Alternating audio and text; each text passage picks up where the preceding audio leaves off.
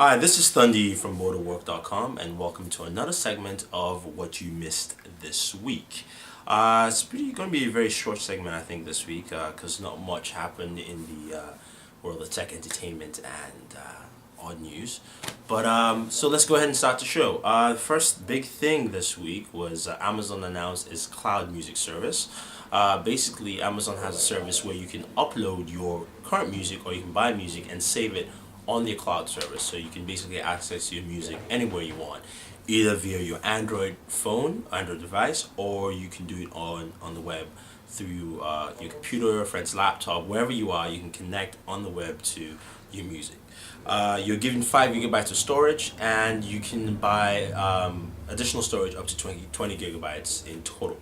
So that was the big thing this week. There's a lot of buzz around that because they will be there'll be other services out there on the market. You know, we know Google Music is coming out. Microsoft is working something on the Zune music interface, as well as Apple with some cloud storage functionality. So that's something big there. And we also have the article, so you guys can check that out.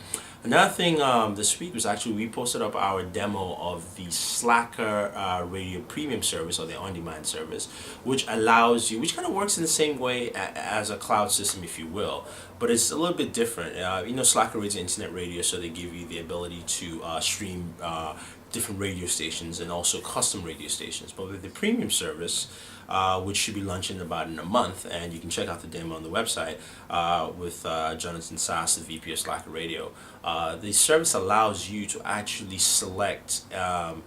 First of all, you can play all your favorite songs that you've saved on Slacker Radio. So, for instance, Jonathan Sass had 5,000 songs he had made as favorites over the past couple of years, and he can make that a playlist or station on its own and just plays all his favorite songs. You can also skip forward and skip back, which is the first, especially for internet radio. You can create your own playlist of different artists and also find new artists to add to that playlist. You can even create a dedicated station strictly for a single artist. Now, on internet radio, when you make, say, a Michael Jackson station, you get Michael Jackson, you get Prince, sometimes you get Babyface in there, but majority is usually the main artist. With your new service, you can make a dedicated station that's strictly just Michael Jackson and done. Nothing else. And if you want to add more, you can add more. If you want to keep it that way, you can keep it that way. So it's very interesting to see. And so also they still have the feature where you can cache your favorite stations on your SD card on your device, be it Android, BlackBerry, or iOS, so that basically you can use it on a plane where you have no service and things like that. So it'll be interesting to see when that comes out. I think that will be very interesting and big, because Slacker Radio is basically the MP3 player to a radio station, as well as being an online service. So that's something to definitely check out once you guys get a chance. So we'll have that link for you on the website. A couple other things. We did have our full review of the Razer Onza Tournament Edition. 2 reviews actually. We do have the first one, which had some gameplay issues, but also we did a second review which basically details the Onza. The Onza is a solid controller. It's a great controller. I think it's pretty much the best controller I've used for first-person shooters. Fighting games, not so much, but if you're pretty good, you play fighting games, then no problem with it. But the D-pad does, I wouldn't say it has issues, but it's something I wish it was better. Let's put it that way. But overall, the Onza is a fantastic controller. So definitely check out the review. We have that up on the website. We also have a couple of articles, some stuff from CTIA, which we just couldn't put up throughout last week.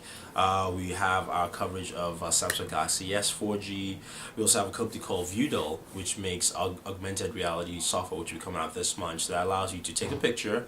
As you're taking the picture, augmented reality actually figures out who is in the picture, say a friend of yours, and it'll auto tag the person on Facebook off your address book in your Facebook contacts. So basically you don't have to tag the person. And also they're coming out with a video game that basically uses facial features, so you can scan someone, or your friend, family member, or stranger, and it will say human or vampire. And if it says vampire, you can basically kill them by basically using the gyroscope to smash the vampire, theoretically. So that's something you check out. You check out the video on the website, so it'll be interesting to see how that pans out. And we also have some more Nintendo 3DS coverage, just 3DS videos out there, and we should have the full review next week for you.